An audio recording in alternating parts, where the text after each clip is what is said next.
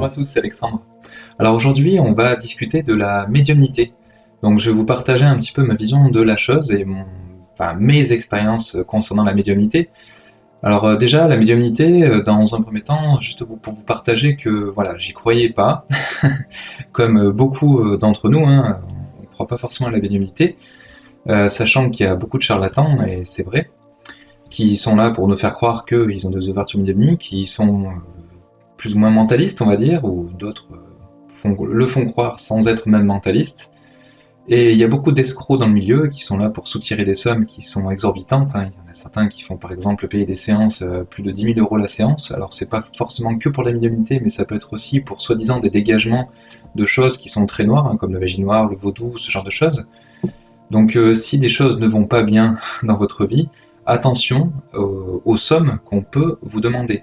Si les sommes pour la séance, alors c'est pas 120 € on va dire, parce que à ce que je connaisse, c'est rare qu'on dépasse cette somme-là, à voir si c'est que pour un type de soin, un dégagement par exemple de voodoo, ce genre de choses, ça commence à devenir vraiment un prix excessif et qui peut, dans ce cas, fortement être de l'escroquerie. Alors bien sûr, attention, il y en a peut-être certains qui sont vraiment très bons et qui font peut-être payer cher, c'est tout à fait possible, mais à ma connaissance, la personne qui fait le payer le plus cher, ça doit être 200 €, mais 200 € c'est un kit complet de soins, on va dire, qui fait tous les soins qu'il connaît, sur la géobiologie, etc. Donc c'est très complet et ça lui prend, lui, une journée. Donc sans vouloir juger qui que ce soit, j'explique juste voilà ma vision des choses. Donc après, il y avait aussi Alan Kardec, hein, qui était là pour nous instruire sur ce qu'est la médiumnité, les dangers de la médiumnité et aussi les déboires. Donc il parlait aussi des escrocs, parce que les escrocs existent depuis longtemps. Donc Allan Kardec est mort déjà depuis un petit moment, hein. Il était là il y a à peu près un siècle et demi, 2 siècles, pour nous enseigner ce que c'était que la médiumnité au travers de différents médiums, de ce qu'eux canalisaient et de leur expérience.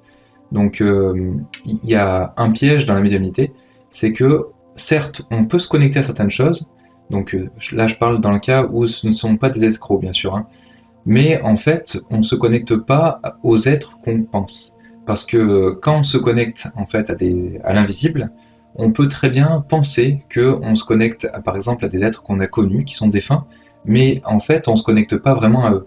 On va se connecter par exemple à des petits plaisantins qui sont là en fait pour jouer avec nous. Donc ça c'est très fréquent, notamment pour ceux qui jouent avec la Ouija ou avec l'écriture automatique. Si on n'est pas dans des bonnes vibrations, si on n'est pas suffisamment protégé et accompagné, il y a de fortes chances qu'on se connecte en fait à des êtres qui ne sont pas dans la lumière. Donc des êtres qui sont là pour s'amuser avec nous. Donc c'est là où vous pouvez les tester, hein. Par exemple, un test qui est très connu, si vous faites de la Ouija ou etc., ça va être de poser, par exemple, 6 ou 7 fois la même question. Alors bien sûr, pas d'affilée, vous allez mettre des questions au milieu, mais en fait, vous allez voir que ces êtres-là, ils n'ont pas de patience. Si vous leur demandez trop de fois la même chose, ils vont être agressifs. Ils vont dire mais je vous l'ai déjà dit, on va pas se répéter, etc. Donc après, ils vont devenir de plus en plus agressifs. Donc ça, c'est par exemple un test pour vérifier que vous êtes connecté à la bonne personne. Donc après, vous allez pouvoir éventuellement aussi poser des questions, hein, lui poser des questions qui vont recouper avec vos propres connaissances, donc pour savoir si vous êtes connecté au bon être.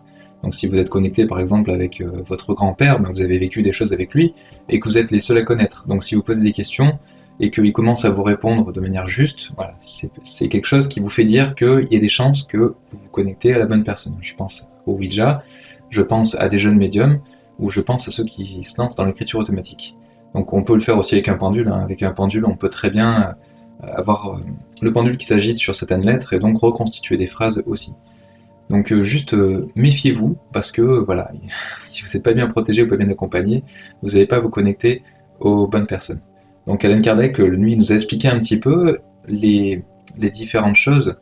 Donc ça, c'est quand on se connecte en fait, pas forcément au bon être, hein, mais on peut aussi euh, donc tomber sur un charlatan, et donc après aussi on peut tomber bien sûr sur un vrai médium. Donc les médiums, eux, vont avoir des capacités plus ou moins ouvertes. Selon leur degré d'énergie, ils peuvent très bien se connecter, mais pas la bonne personne. Donc c'est pour ça que normalement, quand vous allez faire un contact avec quelqu'un que vous avez connu, ça va commencer par des signes de reconnaissance, où en fait il va vous donner des informations que vous êtes le seul à connaître avec cette personne que vous essayez de contacter là-haut. Donc là, c'est dans un premier temps, il vous rassure, comme quoi vous êtes bien connecté avec lui, et après vous allez engager une conversation, ce qui est un peu logique quelque part.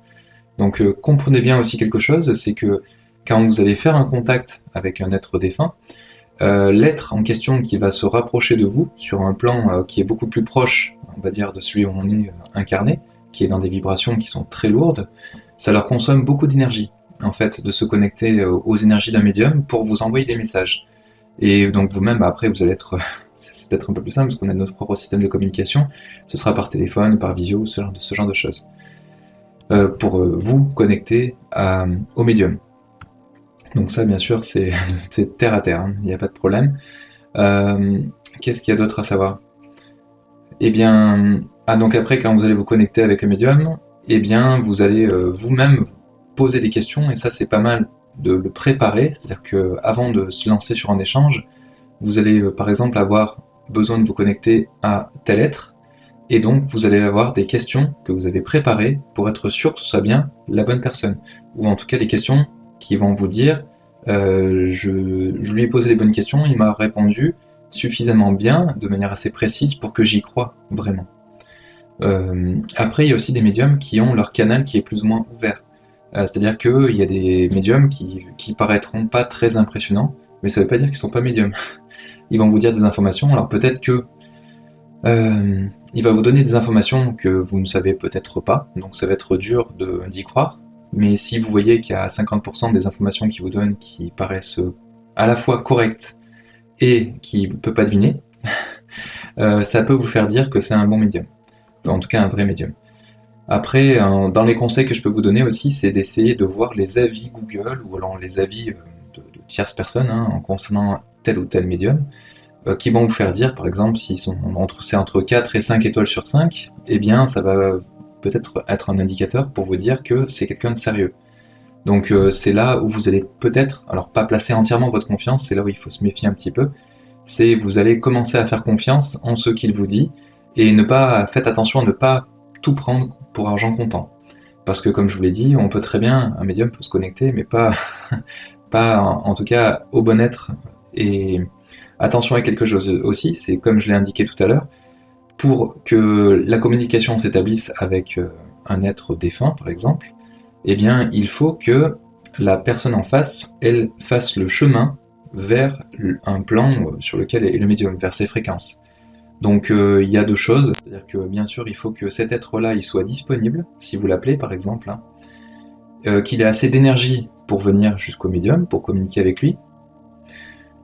Et après il faut que le médium puisse aussi être capable avec ses propres capacités de recevoir le message. Parce que bien un médium peut très bien avoir des ouvertures qui commencent à se réaliser, donc là s'il commence à canaliser ou s'il commence à vouloir faire payer des consultations, eh bien il peut avoir un message partiel. Donc attention à son interprétation, parce qu'on peut lui donner par exemple des messages par claire vision, c'est-à-dire qu'on va avoir comme des flashs au niveau de notre tête, comme si c'était une pensée, bon un peu plus clair qu'une pensée, mais un peu moins clair que ce qu'on voit avec nos yeux, qui va lui arriver, et donc après ça va être sa propre interprétation. Alors s'il a un peu de modestie, il va lui dire à la personne qu'il a en face de lui, alors on me donne ces informations-là sous forme d'image, je vois ça, ça et ça, est-ce que ça vous parle? Moi j'interprète ça comme ça, mais est-ce que vous l'interprétez autrement? Mais c'est pas tous les médiums qui ont ce genre de modestie, souvent ils veulent paraître professionnels, surtout si vous les payez. Donc c'est là où il peut y avoir ça peut être un peu biaisé, donc c'est là où il faut faire un peu attention. Alors ensuite, il faut faire attention aussi à quelque chose, c'est à ne pas être accro à la médiumnité. Si vous tombez sur un vrai médium qui vous passe des messages, que vous êtes sûr de ce qu'il vous dit, attention aussi à ne pas vouloir trop y croire, parce qu'en voulant trop y croire, vous allez interpréter ce qu'on vous dit et trouver quelque chose de juste dans ce qu'il dit pour y croire. Ça me fait penser à des personnes que j'ai pu voir qui sont endeuillées parce qu'elles ont perdu un enfant. Ces personnes, elles sont dans une telle détresse qu'elles veulent absolument y croire. Donc c'est là où il faut vraiment redoubler de vigilance pour ne pas tomber dans les mains d'un escroc. Donc faites attention, et je vous conseille aussi d'enregistrer ce que vous dites et les messages que vous avez d'un médium en face pour être sûr que, et vous pouvez le faire écouter à quelqu'un d'autre si c'est pas trop privé, pour être sûr que ce soit bien un bon médium et que vous puissiez donner une certaine confiance aux informations qu'on vous donne. Et après, si vous vous rendez compte qu'effectivement c'est un vrai médium, que vous avez vraiment des messages de l'au-delà, etc., vous pouvez pas trop vous tromper. Là, je vous conseille de ne pas trop solliciter les esprits, parce que ça peut potentiellement trop vous orienter dans votre vie. Il faut que vous puissiez vivre votre vie, qui est terre à terre, on est là pour ça aussi, hein, mais il faut pas que ça non plus, ça vous influence à un tel point où vous allez vivre complètement différemment, où vous allez vivre que dans l'attente du prochain contact, par exemple. Donc attention à ça, parce que, eh bien, ça peut non seulement vider votre compte en banque, hein, parce que si vous demandez des consultations 2 fois par semaine, par exemple, ça va vous coûter cher, hein, parce qu'une consultation, alors je sais pas combien c'est, mais c'est un petit peu moins de 100 € normalement de l'heure, suivant le médium qu'on contacte. Donc, comparez les prix. Moi, j'en connais quelques-uns qui sont, pour moi, des vrais médiums. Je pourrais vous donner éventuellement les liens si vous me les demandez. Donc, je vous donnerai mon contact mail, puis après, je vous le donnerai.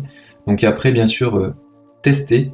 Il faut que ça vous parle à vous, bien sûr, hein. Et après, essayez, hein, si ça vous convient pas, essayez d'autres médiums. Il y en a sûrement d'autres qui sont très bien. Alors, on en a interviewé aussi sur notre chaîne Nature Énergie, donc vous pouvez éventuellement les contacter. Il y avait notamment Valérie Gruget, hein, qui est une médium reconnue. Donc dans la médiumnité, il y a notamment ce qu'on appelle la médiumnité en salle, où en fait, alors à ma connaissance, les médiums viennent gratuitement, bénévolement, pour aider les personnes qui sont en deuil, à l'appel d'associations, donc ils se déplacent le week-end, et donc là ils passent la journée, ou en tout cas quelques heures, à faire la médiumnité. Donc ils peuvent se relier entre eux parce que ça leur consomme de l'énergie, hein, quand même au médium pour faire ces fameux contacts. Et du coup, ils donnent les messages gratuitement. Alors, c'est pas forcément gratuit pour les personnes parce que forcément il y a une location de la salle. Si par exemple il faut louer une salle des fêtes ou ce genre de choses, ça a un coût derrière et c'est l'association qui va payer cette location. Donc en fait, ils vont diviser les frais pour les faire payer sous forme d'entrée aux personnes qui vont assister à cette médiumnité en salle. Donc c'est pas très cher non plus, hein, ce sera peut-être entre 5 et 15 €, on va dire l'entrée. Et donc après, c'est pas non plus tout le monde qui a un temps où vous allez avoir un échange avec quelqu'un qui est parti là-haut. Quand vous arrivez en médiumnité en salle, il y a des êtres dans l'invisible qui savent l'urgence qu'il y a au niveau des contacts et par rapport aux différentes personnes. Et c'est là où en fait il y aura une priorisation selon l'urgence. Et il y a aussi certaines personnes qui sont fortement dépriorisées, voire qui n'auront pas de contact, mais c'est volontaire, par exemple. Ce sera pour des personnes qui attendent juste un signe qu'un au-delà existe pour se suicider et rejoindre des êtres chers. Alors ça, ces êtres-là, ils n'auront pas de contact. Tout simplement, c'est pour les protéger. Donc ils resteront dans le flou, et c'est volontaire. Après, il y a aussi des personnes qui sont plus ou moins spirituelles, c'est-à-dire qu'on est tous dans des chemins d'incarnation qui sont différents, et donc dans les derniers chemins d'incarnation, eh bien, on est des êtres qui sont plus dans la spiritualité. On arrive à croire à ce genre de choses. Alors que dans les premiers chemins d'incarnation, on n'y croit pas, tout simplement, à la médiumnité. Et c'est là où en fait ça fait une grosse différence, c'est-à-dire que dans les derniers chemins d'incarnation, on va commencer à se pencher sur tout ce qui est religion, sur la médiumnité, ce genre de choses, et on va commencer à y croire, et de plus en plus fortement. Alors il y a Stéphane Alix aussi qui a beaucoup mis en avant la médiumnité, qu'il a démontré quelque part, ou en tout cas, et il a montré qu'il y avait pas mal d'expériences qu'il a pu faire avec des médiums qui laissent suggérer très fortement que la médiumnité existe. Donc je vous mettrai un lien dans le descriptif, un lien vers une de ses émissions, en tout cas, et là où il teste des médiums. Donc je vous donne un petit exemple, hein. Si par exemple vous faites un contact avec un médium et que le médium il vous dit, eh bien vous voyez le bijou que vous êtes en train de porter là, votre chaîne, eh bien elle m'appartenait avant, donc c'est par exemple votre grand-père qui vous parle, et donc vous le savez qu'effectivement c'est bien le cas. Donc ça, ce genre de choses, un non-médium, en tout cas celui qui se sert du mentalisme pour essayer de vous soutirer des informations aussi précises, il aura beaucoup de mal à le dire. Sauf si vous lui donnez vraiment beaucoup d'indices. Alors pour moi ensuite, un vrai médium, il va pas vous demander des informations, ou en tout cas très peu, parce que bien sûr il faut quand même qu'il sache ce que vous avez potentiellement à dire à l'être là-haut, ou si vous avez des questions. Mais par contre, il va pas vous demander plus d'informations que ça. Je sais que moi les médiums que je consulte à titre personnel, eh bien, ils vont me dire surtout, ne me dites rien. Vous pouvez poser vos questions, et avant un contact avec lui, eh bien, il me demande ni mon nom, ni mon prénom, rien du tout. potentiellement, il me dit si vous voulez, vous pouvez me donner une photo. Alors c'est surtout parce que ça l'aide à faire un contact, mais c'est pas du tout obligatoire. Rien qu'à l'intonation et nos fréquences de notre voix, en fait, il arrive à savoir qui on est et ceux qui sont autour de nous. Enfin voilà, c'est des informations qu'on lui donne, soit par clairvision, donc ça on en a déjà parlé, mais ça peut être aussi la clairaudience, c'est-à-dire qu'ils entendent des voix un peu dans leur tête qui résonnent, alors, suivant la personne avec qui ils se connectent et suivant le médium, ça peut être un petit peu différent, ça peut être des intonations vraiment de l'être en question avec sa propre voix, mais ça peut être aussi des intonations un petit peu de robot, parce qu'ils n'ont plus de voix, hein, forcément, pour matérialiser des sons, ça peut être plus ou moins compliqué suivant le canal. Donc le canal, c'est le canal vers entre l'au-delà et le médium. Voilà, donc après, il y a plusieurs façons, on va dire, de canaliser des informations. Il y en a qui font aussi l'écriture automatique. Donc là, bien sûr, il n'y a pas la voix, hein, c'est vraiment les informations qui va recevoir sous forme d'écriture, qui va juste lire, en fait, et puis après, il peut aussi l'interpréter. Donc attention, problème d'interprétation. Donc voilà, en tout cas, ça c'est pour la première étape, au moins pour vous expliquer un petit peu ce à quoi il faut faire attention sur la partie médiumnité, et si ça vous intéresse de faire en contact cette expérience-là. Pour moi, c'est une expérience à faire au moins une fois dans sa vie pour se rendre compte, et bien sûr, le mieux, c'est un médium qu'on vous recommande. Alors peut-être autour de vous, hein, c'est pas forcément des sujets euh, dont on discute. Hein. Si vous connaissez quelqu'un qui est très spirituel, peut-être que vous pouvez lui en toucher un mot. Est-ce que tu penses que la médiumnité ça existe? Peut-être qu'il va vous dire oui, et j'en ai un qui est très bien. Donc à tester, hein, à voir, hein, parce que ça peut être aussi quelqu'un qui se fait escroquer, hein, à qui vous allez peut-être faire confiance. Donc attention à ça. Donc après, dans les charlatans, il y a aussi eh bien, les mentalistes. Donc les mentalistes vont se servir des informations qu'ils ont à leur disposition pour trouver des informations. Il va vous dire, par exemple, ah, je sens une présence féminine autour de vous, vous n'avez pas perdu quelqu'un de féminin autour de vous, c'est pas un homme, une femme, hein. Et donc, après, on va lui dire, ah ben non, c'était un homme. Oui, c'est ça, en fait, c'était pour me dire, c'était pas ça. Il va toujours retourner les choses pour s'arranger et vous faire penser que ce qu'il disait, il avait vraiment une bonne information, en tout cas, il n'avait pas fini de l'interpréter ou ce genre de choses. Donc attention à ça. Je vous conseille de l'enregistrer, de le réécouter après à froid, et après de vous dire est-ce qu'il y a vraiment suffisamment d'éléments dans ce qu'il m'a donné qui peut me faire croire que c'est vraiment un vrai médium, qu'il y a vraiment un contact là-haut. Alors après, ce phénomène de la médiumnité, c'est connu hein, par les hommes d'église notamment, donc eux savent que ça existe. Par contre, parce que notamment bah, ils sont sujets à ça dans les scènes qu'ils peuvent voir lorsqu'ils font des exorcismes, pour certains bien sûr, hein, je dis pas que tout le monde le fait, mais certains prêtres le font. Et puis il y a les équivalents dans d'autres religions. Il n'y a pas que dans la religion catholique, il y en a plein dans plein d'autres religions qui le font bien aussi. Donc ils savent qu'il y a ce type de communication qui peut s'opérer au travers d'autres esprits, en tout cas qui par exemple, si la personne elle peut capter des informations dont elle n'a jamais eu connaissance, qu'elle peut avoir une force physique monstrueuse, ça peut arriver à des enfants hein, qui peuvent soulever des adultes qui font 100 ou 150 kilos quand ils s'y mettent à deux. Ça s'est déjà vu, mais c'est pas naturel. Donc là, ça laisse penser qu'il y a peut-être un cas de possession. Peut-être, hein, bien sûr. Hein. Donc, si la médecine ne peut pas l'expliquer, il y a un peu plus de chances que ce soit le cas. Et donc après, il y aura une expertise qui sera faite notamment par un prêtre pour savoir si c'est vraiment un cas de possession ou pas. Donc c'est plus rare chez les jeunes enfants, je dis pas que c'est impossible. Mais par contre, les prêtres, ce qu'ils disent, notamment, c'est que on sait que ça existe, par contre, on sait pas à qui on se connecte. C'était le père François Brune qui en parlait bien, d'ailleurs, de ça. Donc attention à ce phénomène de médiumnité, attention aux messages que vous recevez. Si vous vous amusez avec la Ouija ou avec l'écriture automatique, faites très attention à ce que ce soit des messages lumineux. Si vous faites des répétitions, que vous jouez avec leur patience, il faut qu'ils soient patients, parce que les êtres de lumière le sont systématiquement. S'il faut passer 2 heures pour vous expliquer quelque chose, ils vont y passer 2 heures. Mais par contre, si c'est des êtres qui s'amusent avec vous, si le jeu, c'est plus vraiment un jeu parce que vous les usez un petit peu, on va dire, à force de tout le temps poser la même question, eh bien, ils vont perdre leur patience. Donc ça, c'est par exemple un outil pour vérifier. Donc après, si c'est des êtres de lumière qui viennent à vous, ou si c'est des êtres que vous avez perdus, souvent ils vont avoir des messages d'amour. Donc ça, il ne faut pas s'en offusquer ou se dire ben, c'est quelque chose de bateau, oui, comme d'habitude, etc. Ils vont vous donner des messages d'amour, mais pas que. Souvent, il y a des preuves qui vont avec. Ou sinon, vous pouvez les demander.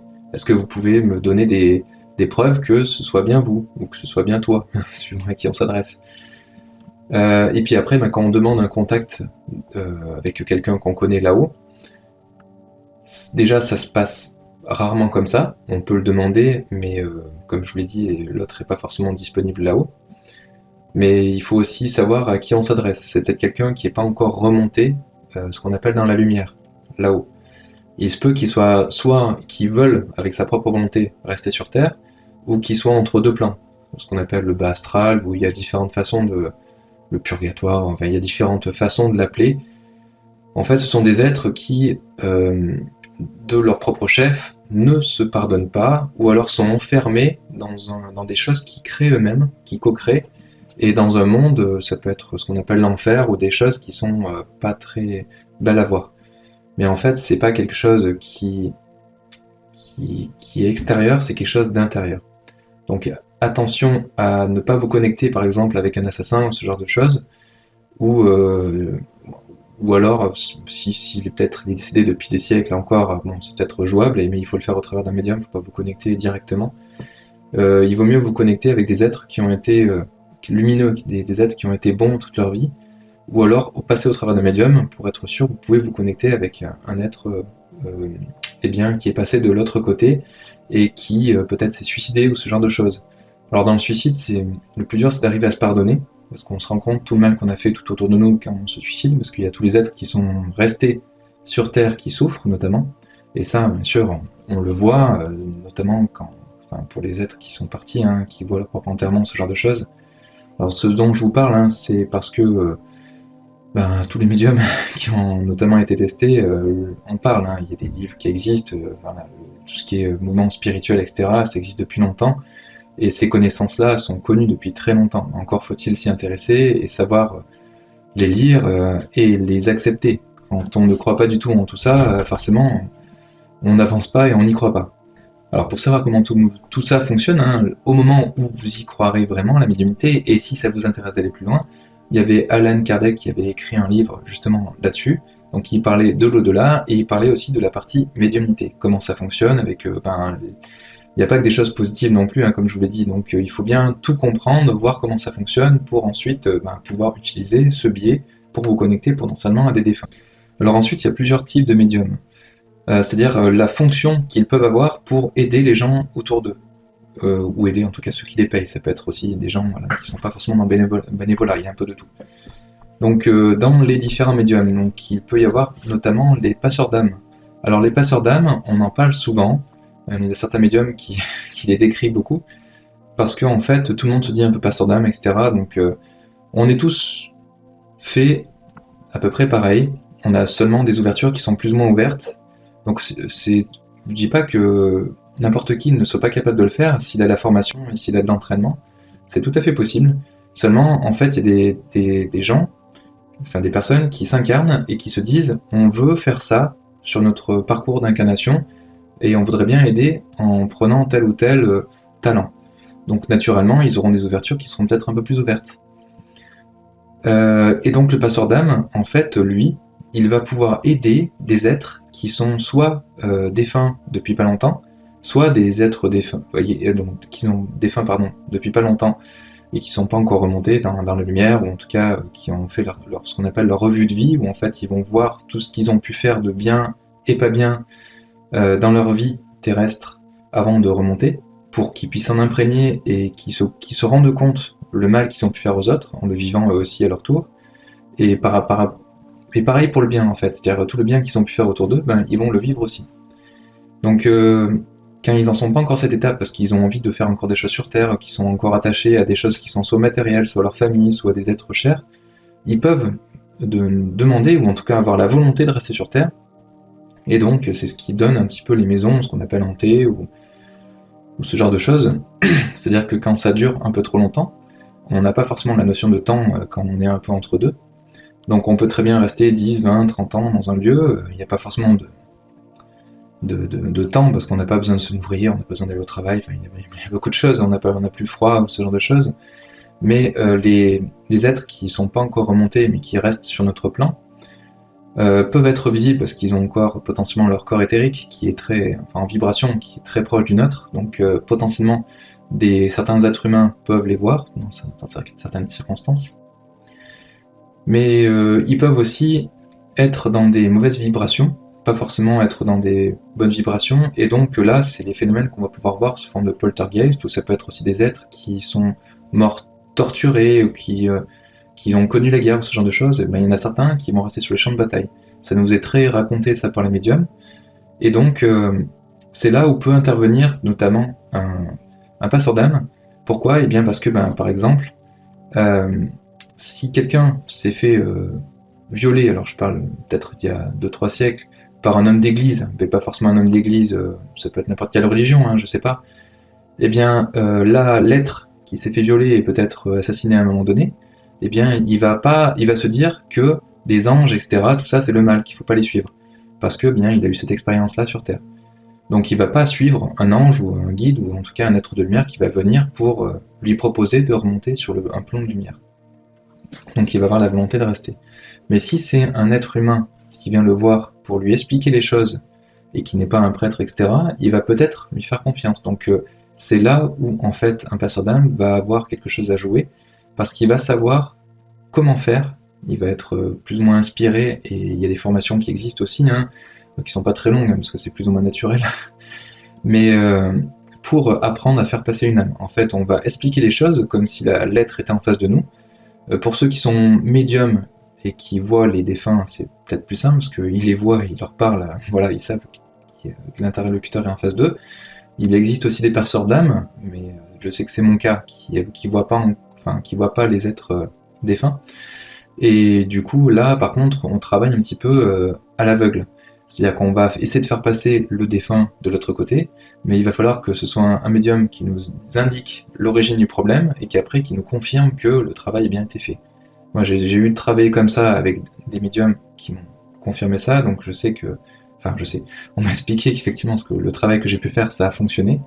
Donc c'est aussi ce que je propose dans tout ce qui est géobiologie, hein, c'est-à-dire que quand il y a des problématiques dans les murs d'une maison ou dans un lieu d'habitation, on va nettoyer potentiellement, purifier et dégager donc les mauvaises énergies et aussi potentiellement des défunts. C'était le cas dans ma propre maison où en fait les défunts sont attirés par les passeurs d'âme tout simplement parce qu'ils les voient de loin et ils savent que ces êtres peuvent les aider à remonter. Donc quand ils ont décidé eux de remonter, soit en fait ils peuvent faire une prière ou être dans l'amour, etc., pour demander de l'aide en fait aux êtres de lumière. Et donc là, il peut y avoir un ange, ou un ange, leur ange gardien, ou leur guide, après chacun l'appelle comme il veut, qui vient jusqu'à lui pour l'aider à remonter, ou ça peut être un passeur d'âme qui utilise ses propres énergies, et qui peut aussi faire des prières, etc., pour demander de l'aide aussi, pour créer ce qu'on appelle un tunnel de lumière, ou ce genre de choses, pour aider des êtres qui sont déjà dans l'énergie, qui sont plus sur notre plan physique, à remonter dans l'énergie. Donc ça, c'est pour les passeurs d'âme. Mais il y a aussi donc des médiums spirites. Ce qu'on appelle les médiums spirites, ce sont des médiums qui font passer les âmes dans... Non, pardon, pas qui font passer les âmes, qui en fait canalisent les âmes, ce qu'on appelle des channels ou des canals, pour discuter avec des êtres que vous avez pu perdre. Et donc là, en fait, ils vont établir une communication avec ces êtres-là pour vous transmettre des informations. Donc à vous de voir effectivement si c'est bien un vrai médium ou pas, ou si en tout cas les informations sont assez claires, précises, pour que vous puissiez y croire. Sinon, vous pouvez poser des questions pendant que vous faites un contact, hein, bien sûr. Donc c'est ce qu'on appelle les médiums spirites. Après, il y a des médiums tout court hein, qui font plus des guidances, ou alors médium, c'est un titre un peu générique. Mais donc les médiums qui proposent des guidances, en fait, vous allez vous connecter à votre guide. Donc le guide, c'est un être de lumière qui a décidé de s'occuper de vous pendant tout votre parcours, mais c'est des êtres qui sont dans la lumière vraiment plus, hein, c'est-à-dire que c'est des êtres qui ont déjà beaucoup expérimenté sur Terre, par exemple, et souvent c'est sur Terre, c'est des êtres qui ont vécu sur Terre aussi, donc ils connaissent ce que vous vivez, ils ont vécu tout un type d'incarnations différentes, donc ce que vous vivez, bien sûr, si vous êtes pour cette incarnation, c'est que eux l'ont déjà connu, et qu'ils sont tout à fait à même de vous aider sur ce parcours-là, et donc ils vont vous suggérer des choses pour que ça se passe au mieux, mais vous êtes libre ou pas, avec votre libre arbitre, de les écouter ou pas. C'est-à-dire qu'on vous suggère une idée comme ça, de faire ça, des fois vous comprenez pas, et votre mental vous dit, ben non, ça paraît complètement stupide de faire ça. Mais en fait, en réel, ben si, c'est peut-être une bonne idée, seulement ben, votre mental, lui, ne comprend pas tous les tenants aboutissants. C'est tout simplement ça. Donc une guidance, ça va être en fait un médium qui se connecte à votre guide, ou à vos guides, parce qu'on peut en avoir plusieurs, et qui va récupérer des informations de eux-mêmes, ce sont plein de conseils, mais ce sont des conseils, c'est pas des ordres. Si vous voyez des soi-disant guides qui vous donnent des ordres, il faut faire ci, il faut faire là, c'est soit des guides un peu particuliers, mais il y a plus de chances que vous soyez tombé sur un mauvais médium, ou en tout cas un médium qui ne se connecte pas vraiment à vos guides. Donc attention à ça, les guides en fait ne font que vous suggérer, et ils font très attention à votre libre arbitre. Si vous voulez ne pas les écouter, il n'y a aucun problème, vous êtes là pour expérimenter, et s'il faut que vous rentriez dans le mur 10 fois pour vous comprendre, pour que vous compreniez qu'il faut contourner le mur, c'est vous qui voyez, il n'y a aucun problème avec ça, eux, ils vous suivent, quelles que soient vos décisions, il n'y a aucun problème avec ça. Eux, ils vous disent, il faut contourner le mur, mais après, si vous voulez pas l'écouter, vous l'écoutez pas, il n'y a pas de problème. Donc ça, comment ça se matérialise dans votre vie? Si vous voyez que il vous arrive tout le temps les mêmes choses, que c'est très redondant, parce que vous vivez tout le temps les mêmes choses, par exemple en couple, vous trouvez toujours le même type de conjoint, et que ça se passe toujours de la même manière, et bien c'est que vous êtes toujours sur le même échec, vous n'avez pas compris de vos erreurs, et malgré que votre guide essaie de vous mettre sur un certain droit chemin, ou en tout cas il vous donne une certaine solution, il vous le suggère, vous ne voulez pas l'écouter, vous êtes toujours attiré par la même personne, et bien vous allez continuer à vivre tout le temps les mêmes problèmes. Donc c'est là où une guidance peut vous être utile, c'est-à-dire qu'on va vous donner vraiment des informations dans le subtil, mais qui vont vous aider pour contourner les différentes problématiques, pour vraiment des trucs et astuces qui vont vous permettre de mieux vivre votre quotidien et de ne plus vivre justement en boucle les différentes problématiques que vous avez. Donc ça c'est ce qu'on appelle la partie guidance. Donc après un médium peut aussi vous donner des informations sur vous-même, hein. Il y en a certains qui se risquent un petit peu à ça, parce que c'est un peu dans le domaine du médical, mais à vous parler de votre état de santé, l'état de santé d'un proche, de vous donner l'origine d'une problématique, de vous conseiller sur comment soigner quelqu'un. Alors moi ça peut m'arriver, je peux avoir des messages aussi là-dessus, hein, mais attention à quelque chose, c'est qu'on ne se substitue pas à la médecine. Il y a la médecine traditionnelle qui fait foi, et qui fait loi aussi, hein. C'est-à-dire que ceux qui se font passer pour des médecins, et parce que c'est pratique de la médecine illégale, hein, c'est-à-dire ceux qui disent vous avez telle problématique physique, hein, et il faut que vous fassiez ça pour vous soigner, non. Non. Les énergéticiens notamment, ils sont là mais pour être en accompagnement en plus. C'est un petit peu reconnu dans le milieu d'ailleurs, hein, pour les barreurs de feu, mais il n'y a pas que ça. Tout ce qui est énergétique, ça peut impacter, mais pas que sur les brûlures de feu. Déjà, on peut barrer, mais pas que les brûlures de feu, on peut barrer notamment des chimiothérapies, enfin, il y a pas mal de choses dont on peut être sujet, ou des rayons, mais qui peuvent nous affecter plus ou moins fort, et qu'un barreur de feu va pouvoir barrer, ou en tout cas limiter les effets énergétiques. Je parle pas de brûlure physique. Le physique, bien sûr, c'est le maillon de la chaîne, hein, c'est-à-dire que si on fait rien sur le plan énergétique, ça va continuer à brûler, on le sent d'ailleurs, hein, quand on se brûle avec une flamme, pendant encore quelques temps, on a l'impression que ça brûle encore, alors que quand la brûlure est barrée, cet effet-là, il disparaît très vite. Donc voilà, bon, j'avais déjà fait d'ailleurs une vidéo qui parlait de tout ce qui était barrage de feu et brûlure, comment s'y prendre. Mais attention aussi, voilà, à ceux qui veulent se substituer à la médecine, parce que c'est déjà risqué pour eux. Parce que si les personnes prennent ça pour argent comptant et qu'ils ne font pas les bonnes choses, ça va leur coûter cher. Et vous aussi, du coup, continuez en tout cas à faire confiance au moins un minimum à votre médecin. Je dis pourquoi un minimum, parce qu'il y a des personnes qui ont eu des mauvaises expériences et qui ne veulent pas les renouveler pour des raisons X ou Y avec leur médecin ou avec la médecine. Mais quand une personne a un cancer ou ce genre de choses, faut pas trop s'amuser avec des huiles essentielles ou ce genre de choses, hein, parce que là, ça devient dangereux pour votre santé. Donc souvent, l'énergétique, c'est intéressant en complément de la médecine traditionnelle. De temps en temps, il est conseillé de faire d'ailleurs des soins énergétiques, hein, au cas où vous seriez entaché par certaines choses, ou certaines énergies, ou certaines problématiques qui risquent d'arriver ensuite sur le côté physique et potentiellement vous créer des problèmes. Donc si on peut prévenir plutôt que guérir, c'est aussi bien.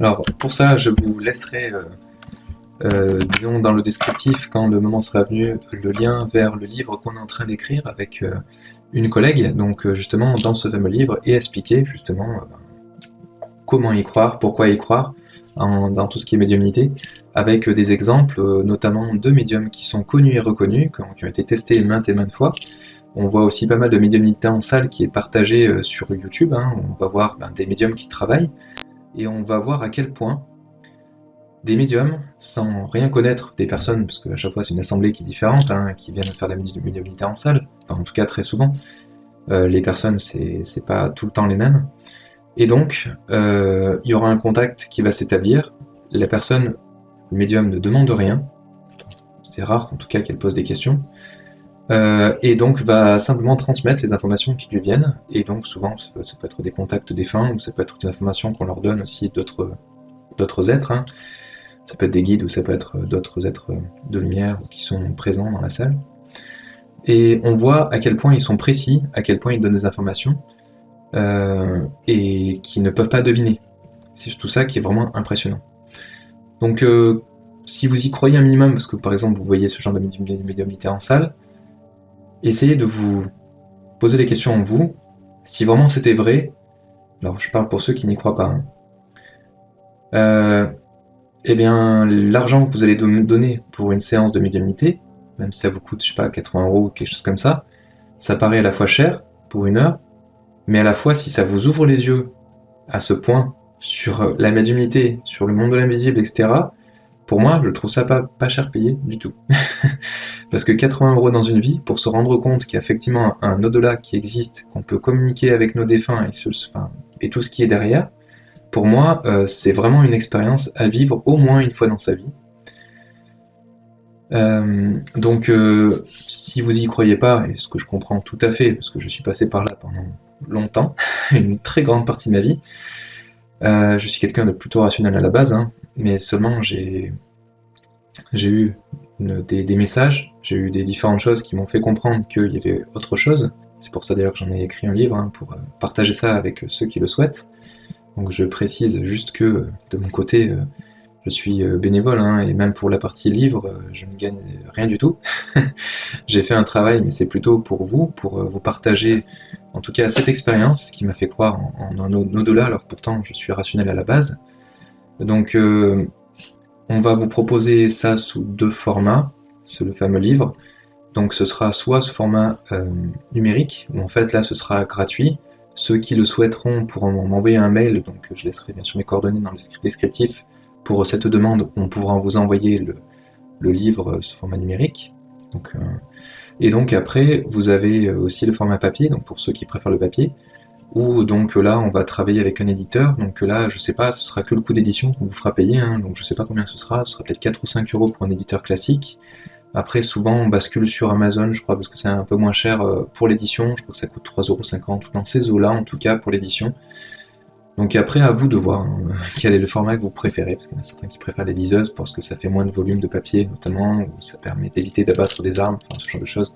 Donc après selon sa vision, il n'y a pas de jugement, il n'y a aucun problème à ça. Donc ceux qui seront intéressés, parce que pour le moment il est encore en construction, il est déjà écrit, mais le temps qu'il soit relu, qu'il soit corrigé, mis en forme, etc., ça prend un petit peu du temps. Donc normalement aux alentours de mars, avril 2024, il devrait être écrit, le fameux livre dont je vous parle. Sinon il y en a un autre livre aussi qu'on est en train d'écrire, non pas qu'on est en train, pardon, qui a été écrit mais qui est pareil, en mise en forme, lui qui parle des chakras. Donc comment est-ce que c'est venu, cette information, comment travailler sur nos chakras, à quoi ça sert, etc. Donc il y a pas mal d'informations qui sont en lien avec ça. Donc pareil, hein, c'est la même chose, c'est des livres qu'on écrit gratuitement pour ceux qui le souhaitent, donc ce sera disponible sous format papier ou gratuitement on pourra vous l'envoyer sous format numérique, donc selon votre choix. Voilà, donc après j'essaierai de mettre dans le descriptif aussi quelques exemples de médiums qui sont connus et reconnus, avec notamment le lien de Stéphane Alix, et puis peut-être un ou deux liens de médiumnité en salle, pardon, où là on vous explique et on vous montre par l'exemple ce que ça peut donner. Donc après, libre à vous bien sûr d'y croire ou de pas y croire. Moi ce que je peux vous conseiller, c'est bien sûr, comme je le disais tout à l'heure, de faire un test avec un médium qui est soit réputé comme étant un vrai médium, soit par le bouche à oreille, c'est ce qui fonctionne pour moi le mieux. Et si vous connaissez personne ou que vous osez pas discuter de ce genre de sujet, la médiumnité, avec des personnes de votre entourage, vous pouvez aller sur Google ou me demander, hein, je peux vous donner 2-3 exemples moi de médiums que je sais être des vrais médiums. J'en suis un d'ailleurs qui ne demande rien, hein, c'est pas croire que ce soit tous des escrocs, hein, il y a des médiums qui font ça bénévolement. J'en connais même plusieurs d'ailleurs, mais qui font ça bénévolement, soit pour la famille, soit pour leurs proches. J'en connais un qui fait ça bénévolement pour son prochain, hein, pour ceux qui le souhaitent. Donc, je sais pas si j'ai le droit de parler de son nom et son prénom, mais je pourrais vous donner ses coordonnées pour ceux qui sont en souffrance ou qui ont besoin de passer au travers d'un médium et qui n'ont pas forcément les moyens financiers pour contacter un médium. Alors après, lui, je sais qu'il aime pas trop qu'on lui envoie des curieux, des personnes qui se posent des questions sur la médiumnité, qui y croient pas trop, mais qui demandent que à voir. Donc, je sais pas si je peux lui envoyer des personnes qui se posent des questions mais il en a déjà eu, hein. Et donc, il leur a dit clairement, bah, alors on me donne l'information comme quoi vous y croyez pas, donc on n'a rien à se dire, hein. Si vous y croyez pas, on arrête l'échange ici. Bon, la personne, ça lui a quand même donné un indice, parce que dans l'échange qu'il a eu, il attendait un signe, et là on lui a clairement dit que voilà, vous appelez pour cette raison-là, et donc si vous y croyez pas, ça sert à rien qu'on reste plus longtemps au téléphone, parce que je vais vous donner plein d'informations, et vous allez les mettre à la poubelle. Donc moi ça me fait perdre mon temps, et c'est des bénévoles, hein. Donc c'est des personnes qui prennent de leur temps pour les autres. Donc si c'est pour perdre du temps pour des gens qui de toute façon vont prendre l'heure qu'ils ont passée avec le médium et qui vont les mettre à la poubelle parce qu'ils vont pas y croire de toute façon, eh bien ça sert à rien. Donc si vraiment ces personnes-là elles veulent aller plus loin, ils passent par un contact payant avec des gens qui sont assez connus et reconnus, hein, qui ont des bonnes notes sur Google ou qu'on leur a recommandé par exemple, et ils se font leur propre vision de la chose. Voilà, en tout cas, je vous laisserai découvrir ce domaine-là. Donc, ah oui, il manque encore peut-être un type de médium, je vous en parle rapidement parce que je sais que c'est mon cas. C'est des êtres qui. Enfin, des êtres. On reçoit des messages d'êtres de lumière. Donc, des êtres de lumière qui sont parfois. Alors, je sais pas si on peut dire haut placés, mais qui sont dans des très hautes vibrations et qui. Alors, dans les êtres que j'ai pu connaître, et je le partage sur ma chaîne, en tout cas la plupart, c'est parce que des fois c'est des échanges qui sont peut-être un peu plus personnels. C'est des êtres qui sont là pour délivrer des messages souvent, mais c'est pas forcément que pour moi, du coup c'est pour vous, vous qui écoutez ça. Donc c'est une médiumnité, alors je sais pas comment ça s'appelle, c'est une guidance ou ce genre de choses, mais c'est pas mes guides qui me transmettent ces éléments, c'est ce qu'on appelle des maîtres ascensionnés. Donc c'est des êtres qui ont un parcours sur Terre et un parcours lumineux qui est très évolué, et qui peuvent transmettre des messages, notamment pour les autres. Donc moi j'ai pu partager les messages que j'ai eus, je n'ai pas eu beaucoup, mais en tout cas le peu que j'ai, bien sûr je vous le partage avec grand plaisir, sauf quand ça me concerne directement moi, car on parle de moi, oui, il n'y a pas d'intérêt à ce que je le partage, sauf si ça intéresse certaines personnes, je pourrais éventuellement parler de 2-3 petites choses dont on m'a parlé, mais sinon c'est pas forcément des choses qui vont vous intéresser. Voilà, mais en tout cas, j'espère que j'aurai été assez clair. Si vous avez des questions, n'hésitez pas à les mettre dans les commentaires. On peut en discuter ensemble, hein, tant que j'ai pas trop d'abonnés, parce qu'il ne faut pas non plus qu'il y ait 100 personnes qui veulent me contacter en direct pour discuter d'un sujet. Mais autant partager, donc je vous laisse me poser vos questions dans les commentaires et j'y répondrai sans faute. Voilà, merci de nous avoir suivis, merci de nous laisser un pouce bleu si vous avez apprécié ce contenu, et merci de partager ce contenu à ceux que vous connaissez sur vos chaînes, sur vos profils Facebook, à ceux qui seront capables de recevoir ce type de message, parce que ça peut aider certaines personnes, notamment qui sont dans le deuil, à surmonter certaines épreuves ou en croire en un au-delà. Voilà. Merci à tous, à bientôt, au revoir.